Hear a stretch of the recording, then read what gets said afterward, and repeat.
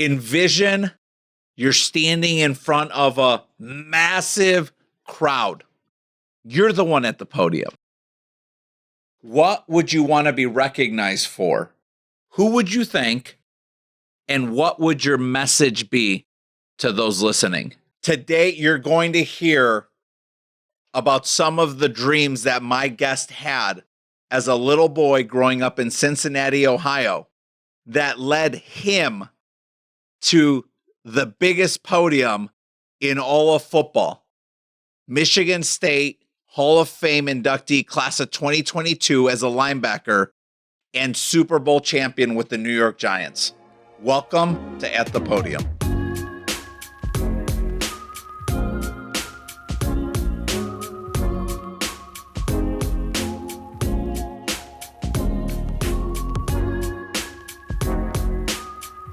Hello again, and welcome to At the Podium with Manuel Amezcua.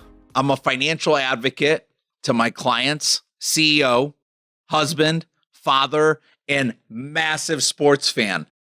I'm obsessed with encouraging people to pursue the biggest dreams they've had in their life, going back to when they were a child, and attack that unique vision that they have for themselves.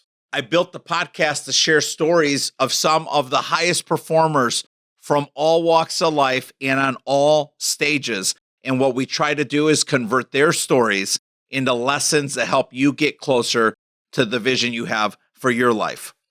Today, I'm joined by two-time All-American linebacker, also a first-team All-American linebacker as a freshman, Big Ten Defensive Player of the Year, Big Ten champion, Super Bowl champion, and most recently, a 2022 Michigan State Hall of Fame inductee. Greg's going to share stories about how he continues to serve and impact others as a mindset and performance coach and trainer. He's a speaker. He's the commissioner of the Under Armour Under the Lights flag football program and a team lead at PIVA, P-I-I-V-A. You're going to want to look into that after our show. Be sure to stick around to listen to a number of the stories and lessons that Greg's going to share with our listeners. Really focused on the fact that football is not the only way that he brings value today. It's a really special story. I can't wait for you to hear it and enjoy the conversation with Greg Jones. Folks, welcome to At the Podium with Manuel Amezcua. I am here today with a good friend of mine, Greg Jones. Let me give you a short list of this long resume list that I've got here in front of me. But Michigan State Hall of Fame linebacker, inducted in 2022, played at Michigan State from 07 to 10, freshman year first team All-American, junior and senior first team All-American linebacker, Big Ten Defensive Player of the Year in 09, went on to play pro. 3 years, Giants, Jags, Titans, played 4 more years in the CFL, All-Star in the CFL, finally decided, hey, maybe it's time to pivot. As we all know, everyone has to pivot at some point, and is now leading a top mental and physical sports performance business in the Midwest, with the heartbeat of it being here in the great state of Michigan. Greg, welcome to At the Podium. Thank you, man. Oh, you made me feel like amazing, dude. You know, we won a Super Bowl in 2011, too. We beat the Patriots, dude. I can't believe it. Hey, you know what? Scrap the rest. Just Super Bowl champion Greg Jones. Yeah, I've been so blessed. I never thought, because I wanted a national championship. I don't know if you remember in 2010, we won a Rose Bowl, really. We're supposed to go, and they ended up voting to have Wisconsin go and play in the Rose Bowl, and they got destroyed. And then we drew Alabama, and we got destroyed. So, and the Capital won, but yet to have a Big Ten championship and then segue into a Super Bowl my rookie year and make history is just like, it's mind blowing. Like still as I think about it, and now the Hall of Fame stuff, and this football makes things go fast. That's for sure. I bet. So Cincinnati, Ohio native, it all started there. Tell us a little bit maybe about one of the most interesting or funny memories that you have from your childhood that are connected to the sport? How I got into football, I actually had to go against my mom. I took a flyer home. I handed the flyer to her. She says, no, you're too small. You're going to get hurt. So then I wait. My dad works. He's a bartender waiter. I wait till he gets off work late at night. And I knew if he gets to the room, like it's over. So I waited by the door.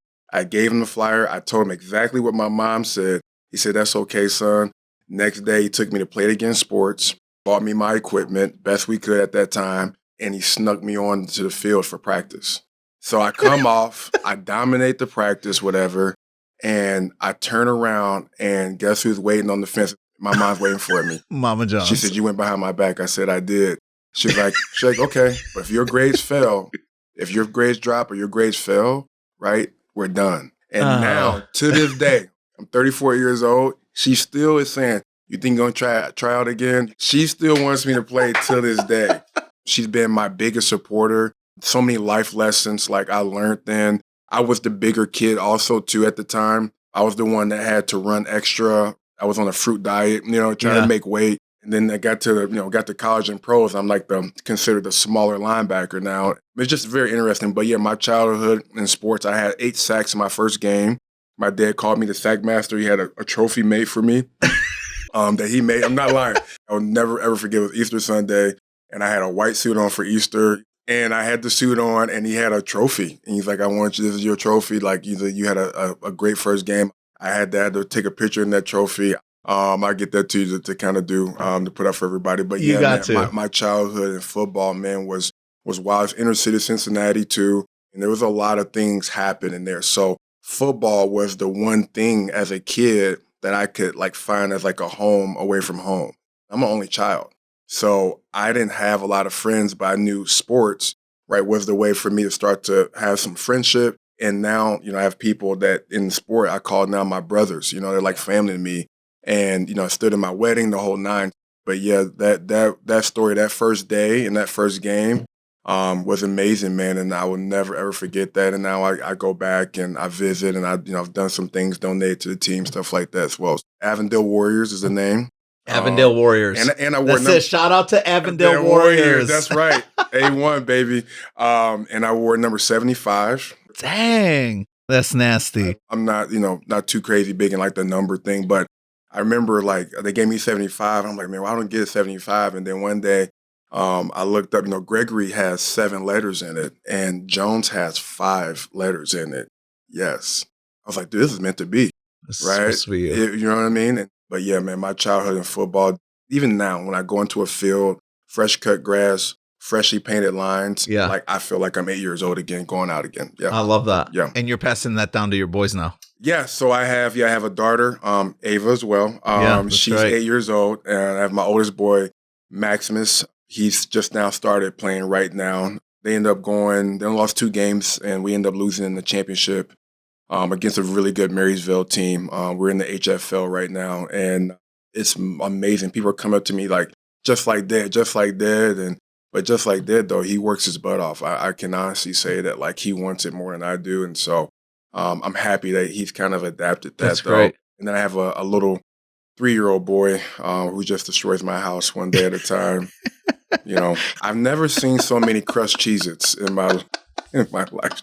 How old is Maximus? He's 7. Okay, that's right. Okay. Good for you and Mandy, man. Congratulations. I've seen pictures and they're incredibly healthy, happy children, man. That's what it matters, right? Oh, man. Thank God. Where is the Sack Master Trophy today? It's in Cincinnati, the basement, and it kind of became a trophy room. Of course all parents do that. I went home to my dad's first anniversary and my mom lives in Griffith, Indiana now. And you go into the basement and like every wall is lined with trophies or pictures and pictures of like our ex-girlfriends from like childhood. And I'm like, Mom. I know. So the Sackmaster Trophy's there though. The Sackmaster Trophy's there. They were like, hey, what do you want to do? You're moving out. What do you want to keep? And then we want to keep some things. So they kept all the childhood trophies.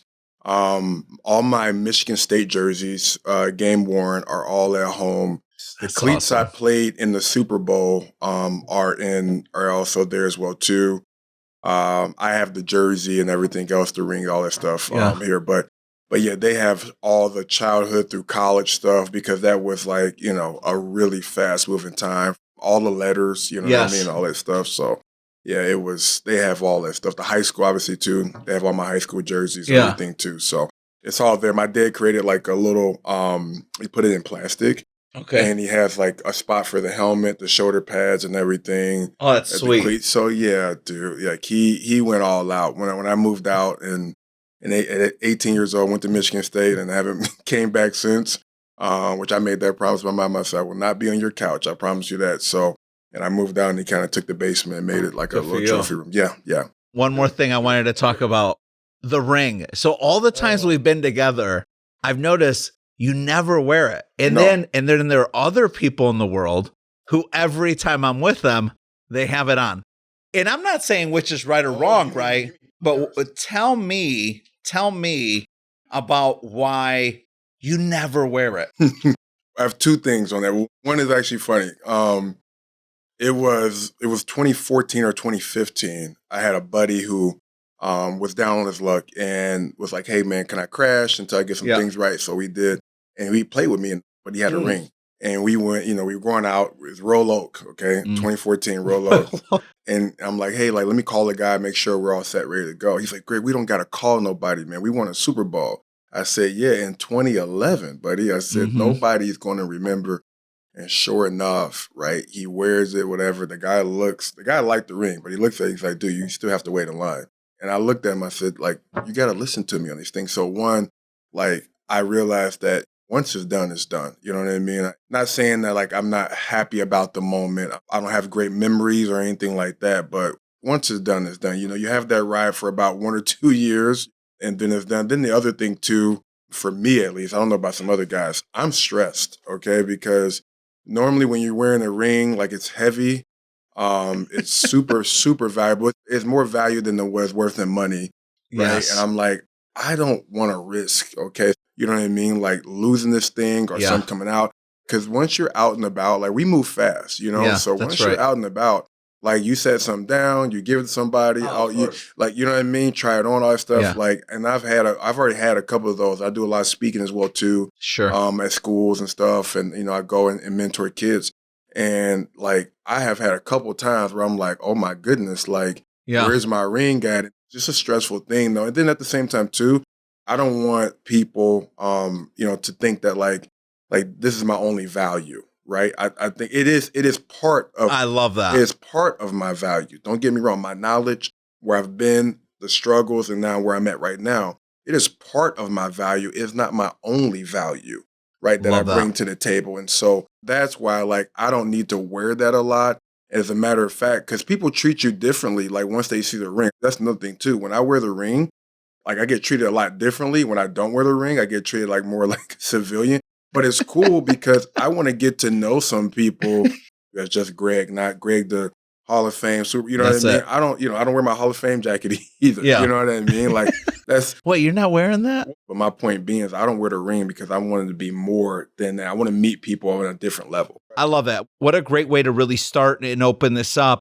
I want to take a second to pivot because I love unpacking this story in players' lives. How did you get to Michigan State? All right. So I was a 2-star athlete. In high school? In high school. Yeah, that's right. Rivals, 247. Rivals has a ranking system, 1-star, meaning like you might make a college team, to 5-star, meaning that you're going to play professional football without a doubt. Like I said, I was a 2-star going in, so I was deemed with like very little college potential at all going in, which obviously I didn't believe, but that's what the ranking said. And so I was going in, and so we ended up playing South Carolina Burns in the Kirk Herbstreit Classic that he used to run in Ohio. It's basically Ohio versus the world type of situation. Okay. So we're playing like all these teams. Love it. And we ended up drawing the number 1 team in the nation at this point in time. They had beaten every team by 70 points. We get to the game, whatever, we're going, whatever. The starting quarterback's name is Willie Corn. He ended up playing at Clemson for a little bit. Last time I looked up, he was a college coach. All the media was on him. Like, he was that guy. But I still got to thank Willie because he set a stage for me that was just so beautiful. But we end up getting to the game. The game's on ESPN. Okay? You're in high school. I'm in high school. It's a big game. By the way, folks, you see high school football on ESPN now regularly. It's because there's 71 ESPN channels. This did not exist a decade ago. I want to give a special shout out to my friend Dana Cornelius. Dana's the CEO, co-owner of Sport of Kings, the gear that I am rocking today. Yes, folks, I do wear more than a blue suit, white shirt, and a tie. Check out their website, sokfy.com. If you drop in the word Podium in the discount code, they're going to send you an amazing package of whatever you order with 20% off. Check it out, Sport of Kings. Love Dana and Tiffany. We end up drawing that number one team. We get into the game. I end up having 7 tackles at 2 sacks. I blocked a field goal. Of course you did. And I had an interception. Of course you did. We lost by 1 point. What? The deciding factor, they had to kick it to win it. The ball went over the upright, and it was really hard to tell, but it ended up going out, and they called it in, and they won the game. And Kurt came up to me, and I'll send you the picture that I have afterwards, but Kurt came up to me and apologized. He said, young man, you played a great game, all that stuff. I doubt he even remembers the story. Maybe he does, maybe he doesn't. It's so long ago. That was my senior, so I needed that game badly. So I literally took just that one film back then, okay? We put it in a compact disc. That's a CD, okay, for some people who don't know. And we sent that film out, and hopefully it didn't get scratched, by the way, right? Because it wouldn't work if it gets scratched, right? Remember that time. But anyhow, we sent that out, came back. I ended up, at the next camp I went to that summer, I ended up getting offered by Minnesota. At this point in time, I had like Akron, I had Air Force, I had a few others. At this time, I was kind of playing a game with Notre Dame. Didn't know if I was going to pull the trigger there. Charlie Weiss was the head coach at the time. Yeah. And he was thinking about pulling the trigger on me, but didn't end up doing it. Yep. But anyhow, so I committed to Minnesota. Glenn Mason, he's a broadcast now for the Big Ten Network. And I met him. We flew to Minnesota, official visit. Great. And I committed right after that week. Me and my mom talked, and I was like, I want to play in the Big Ten. This is my best opportunity. They were going to redshirt me, and I was a little bit hot about that, but I was like, you know what, though? Like, I know the guys. They seem like good guys. They're going to teach me the right way. And, you know what I mean? I'm going to end up playing here. I'm going to start. I knew I was going to start there. I just turned down an offer from UC, from Coach D, because I wanted to play in the Big Ten. Now, Coach D's story will tell you that I turned it down because of the Mall of America. That is not true. He said that in my Hall of Fame speech. Mall of America. He said that in my Hall of Fame speech. Buy some Old Navy shorts. Right. He said it at Hall of Fame thing. And then he also tried to say it was the girl I was dating at the time, which is not really true at all. But anyhow, so Glenn Mason, they go play Texas Tech in a bowl game, okay? And they have a wide receiver by the name of Michael Crabtree at Texas Tech. Minnesota is winning the game. It is 37-3, I think it is, going into the third quarter.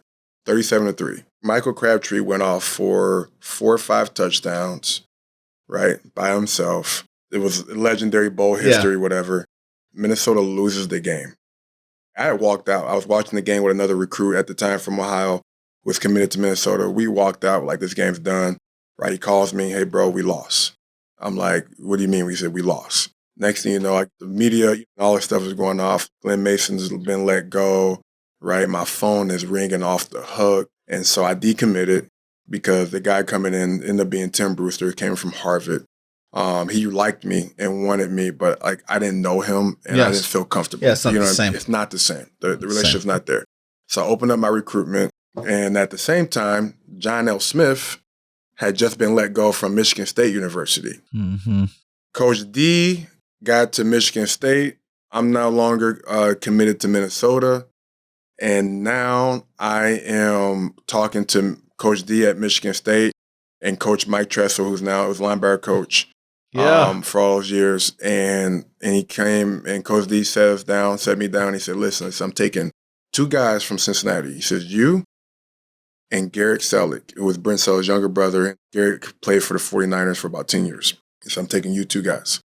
And sure enough, so he took us 2. We go to Michigan State, and And I Wow. committed. So that is how I got to Michigan State. Yeah, that's how I got to Michigan State. What is one of the early stories between you and Coach D that you'd say, hey, man, this is when I knew this was the perfect or right decision for me? I want to say the relationship he had with my parents. Like, it wasn't like it was a normal recruiting relationship where, like, yeah, I'm going to take your stuff down and say hi there. No, it was like they talked a lot. They had a better relationship going in than I thought we had, you know.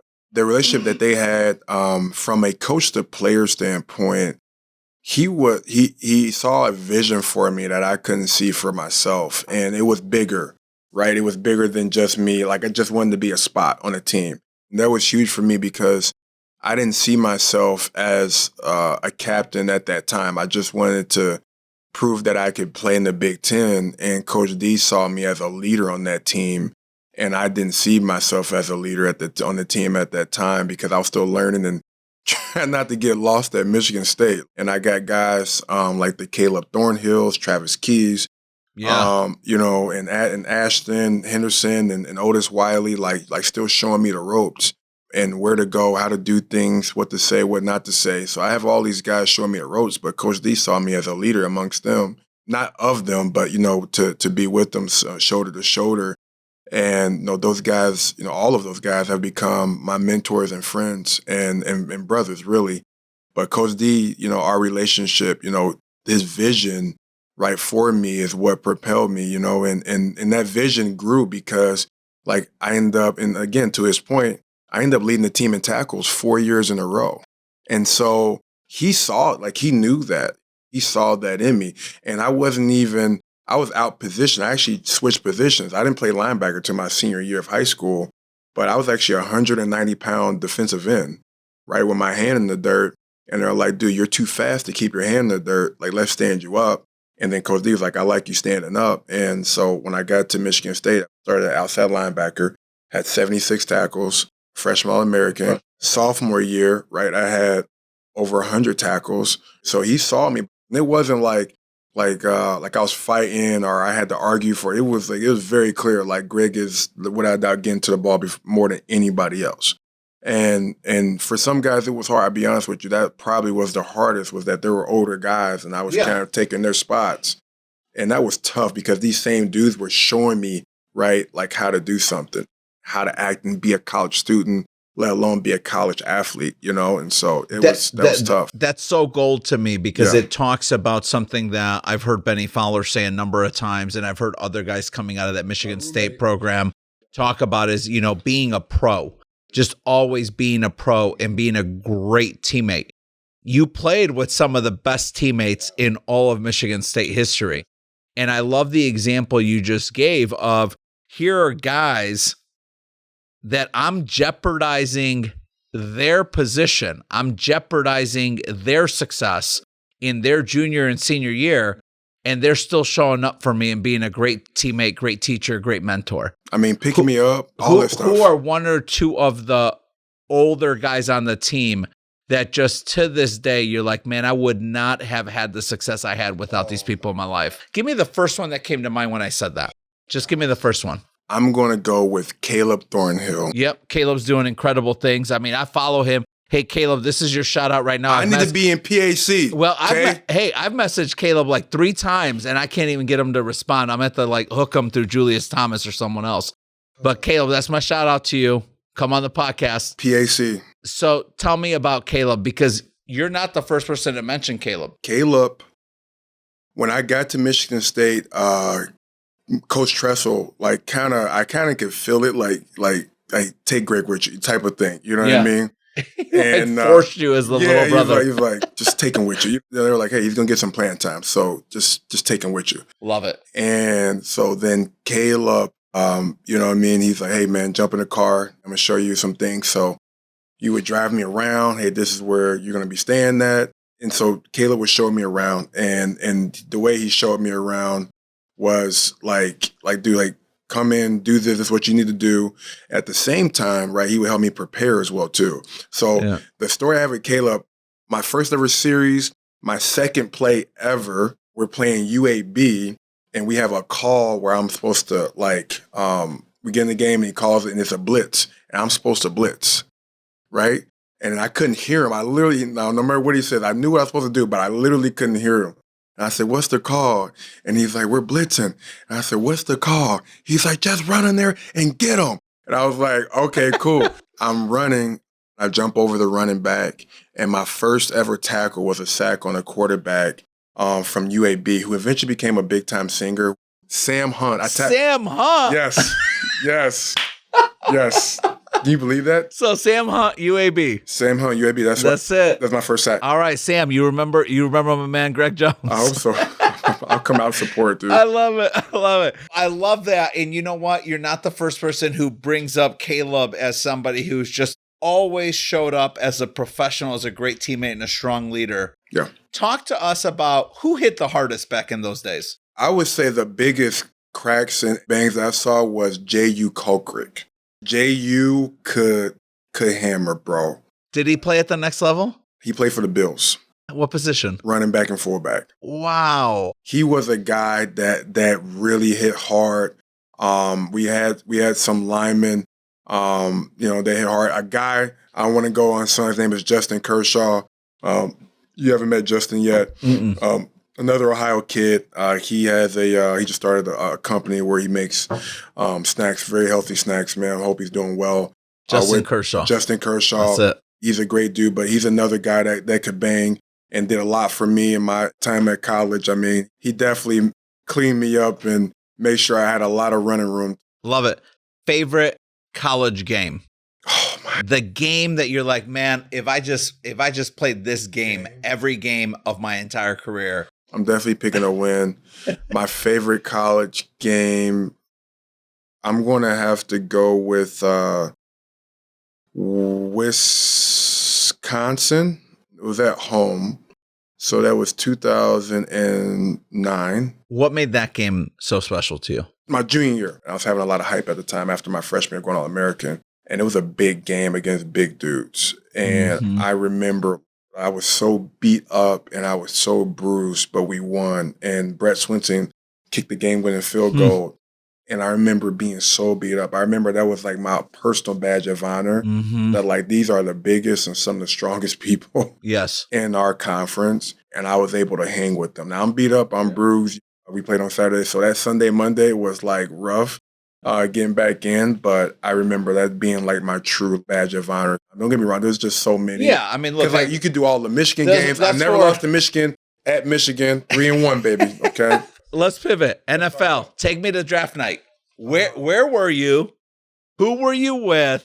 And then take us through that night. It was somewhat bittersweet. Don't get me wrong, but I thought bittersweet because I had a great year, had 465 career tackles. Even today, if you look it up, I'm top 10 in FBS, Division I in tackles. So 465 career tackles. I had like 50 less tackles or whatever it was than I did before, but we had more wins, I had interceptions, like all this stuff. Like I did some other things outside just having tackles because also at the same time, my team got better too. Now, with that being said, I had 100 and something tackles. So there's backers out of Alabama who are having like 80 and 90 tackles. And I'm like, but people are still making it a big deal that I had less than what I did in 2009. So that was a thing. My weight, people were like challenging me on my weight, like you got bigger. I was about 238, 239. Okay. Yeah. I guess people didn't like the way it looked or what. It was a lot going on. Combine, I ran like it was a 4.76 was the official time. So now I wasn't like a blazer, but I mean, I was right in the middle of the pack with everybody else as far as the 40 time. My bench was pretty much right there with everybody else for the most part. It wasn't like 45 reps or anything like that. I don't think really anybody had that much out of linebackers. The most with linebackers like 30-something. I had 20, 22 or something like that, 23. I can't remember. My numbers were pretty much right on par. So you're amped up. You're excited for draft. I'm ramped up. Yeah, I thought I had a really good interview with like the Jacksonville Jaguars. Yeah. I interviewed with Sean Payton at the time when he was with New Orleans. All these things. I'm thinking I'm going in like the first few rounds or whatever. That night we're at the house and it was like a movie of all these random people right, are coming up to me and they're like, hey, man. At your parents' house? Yes. And they would start the conversations like this, okay? Who invited? Wait. Mama Jones, who invited all these random people? But these are the words that still to this day blow my mind. They say, hey, you don't remember me, but when you were real small, I used to watch you and I'm like, how did you get the address? There's probably crazier stories out there. But in mine, like that blew me away because I'm like, dude, like I never known you never came to a game. Yeah. Right? Because when in a college game. That's right. After a game, there's only so many people waiting outside that tunnel for you. It was my mom and my dad and most of the games, right? The girl I dated at the time right before me and Manny started dating, and a couple of my cousins, and that was it. When you do a draft party and the house is full, and like I said, I grew up inner city. It's a very small place. Like, I mean, no joke. Like, imagine all these people and one TV, right? You know what I'm saying? I have those pictures too for you. I want that picture. I want it. I have those pictures for you. So I knew I wasn't going first round. I knew I wasn't going for it. My agent was like, dude, like, he said, just in case, watch, you never know. Yeah. He says, but second day, early third day for sure. So second round comes, that second day, whatever.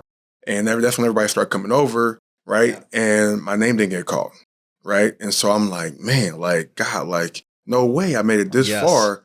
I was like, I know the guys, I've seen the guys that get their name called. I know I'm better than these dudes, right? And I'm not, and there's no shade, guys, like who are out there. There's no shade. But it's like my career has spoke for itself. We played some of the same teams. Yes. Right? I know I had a better, you know. Yeah, it was a real schedule. I mean, Michigan State played a real schedule in that season. And so I'm like, I'm not, no shade, like I said, again, to anybody out there, like, all respect. And then on the third day, and which was really cool because it was my mom, my dad, and my girlfriend then, my wife now, were all there. And I get my name called to the New York Giants. 6th round, 185 pick. That's it. And Tom Coughlin's like, hey, we believe in you. Gosh, that's so special. Mark, who's now one of the directors for the XFL, was one of the guys who also called me. And he drafted me. And as long as, like I said, with Tom Coughlin, the Mara, Steve Tisch, right, always still thankful for them for the opportunity to, change my life. And Coach Coughlin got on the phone and was like, dude, he said, don't worry about what number you got, Jeff. He said, you're going to make an impact here. And so I ended up starting the first 6, 7, 8 games going into the NFL. But going back to the draft, though, man, it was a whirlwind, right? I'd never seen that much money in my life. Like, you know what I mean? Like, and then to top it off, we had the lockout that year. Oh, man, that's right. Yeah, we had the lockout. So there was talks like the NFL is getting canceled. I'm paying attention to what the Veterans Center on ESPN, like, there's going to be a league. Like, there's going to be a league 10 million %. It's a matter of when. And they kept saying, stay ready, stay ready, stay ready.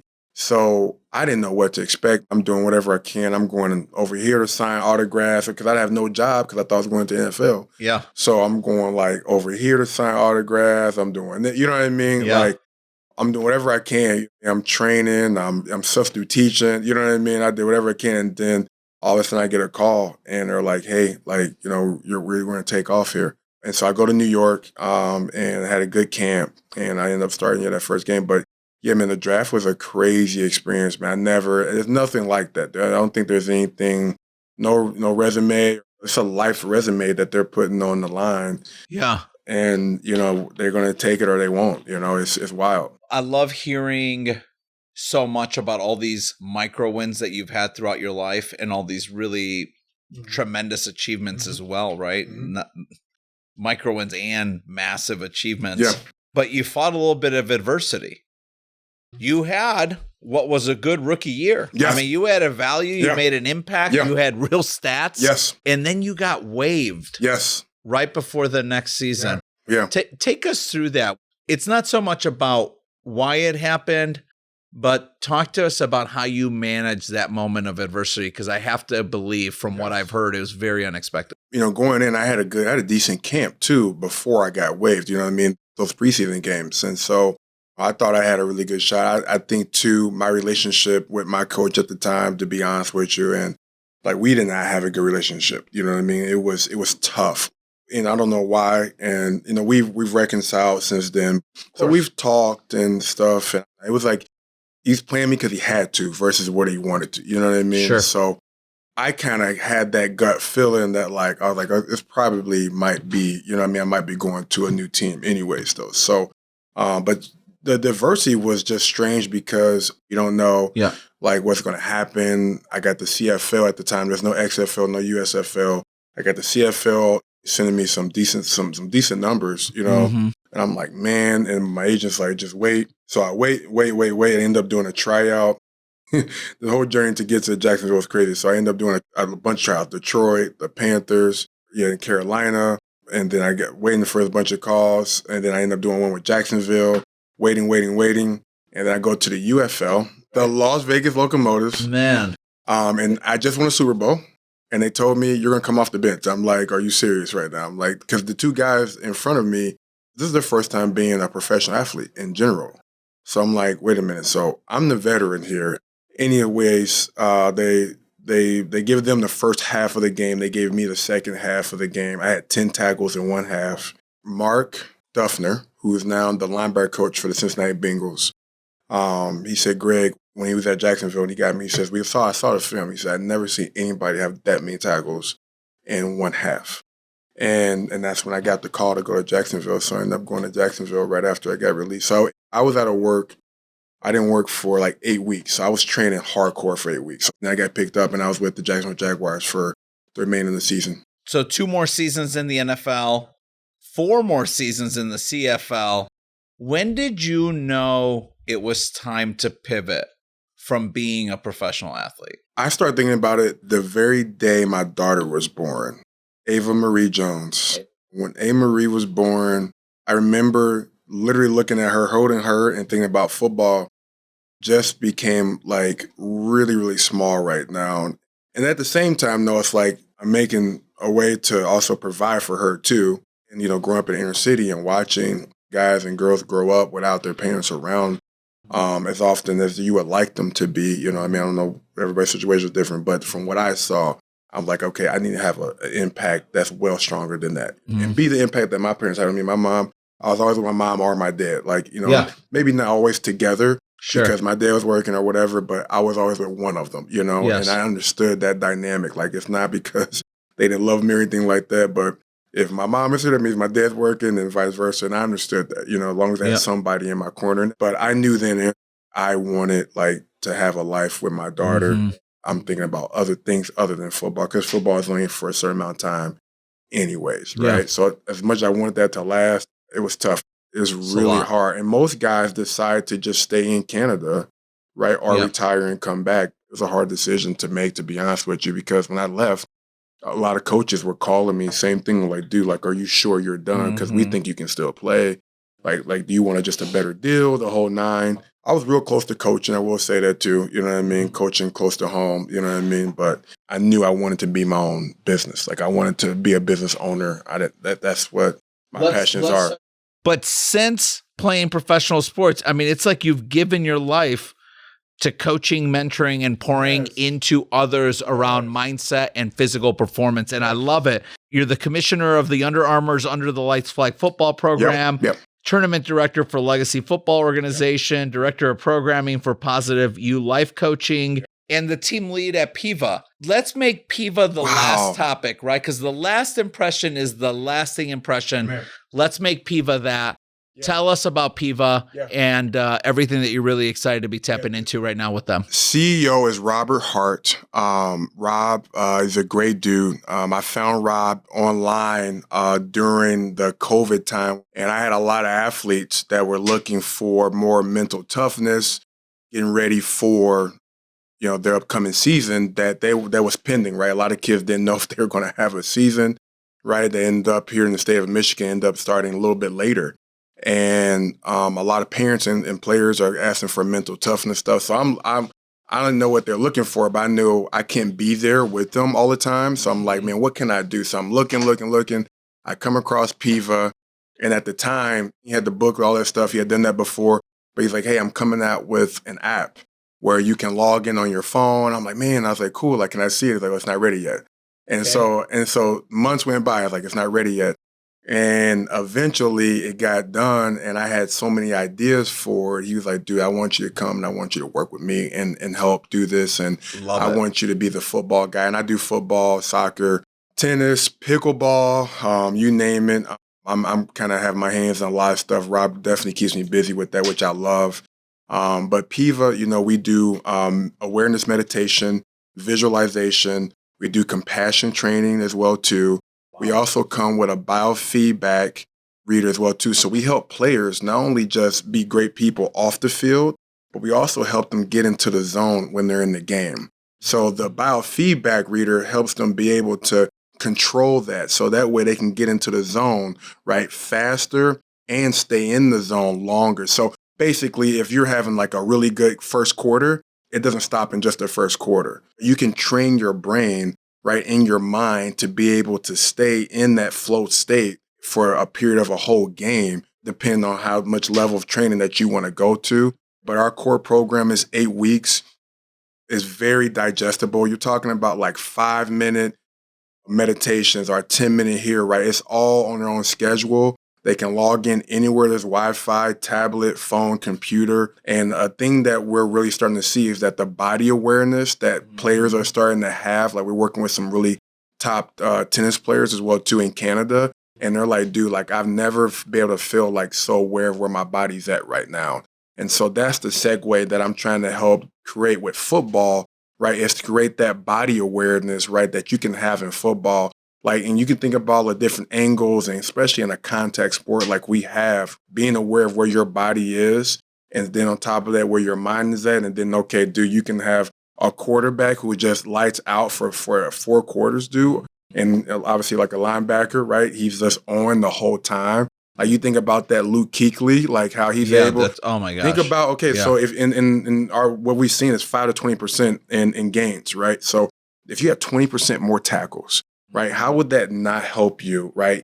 Change the outcome of the entire game for your team. How about your career? If you're on the brink and you're on a contract year and you need that extra 20%, right? Like that could change your career, right? That can get you more money. So we're trying, that's our big initiative about what we want, but it's without a doubt changing lives. And then, like I said, on the compassion training, a guy we work with, his name is Zach Moss.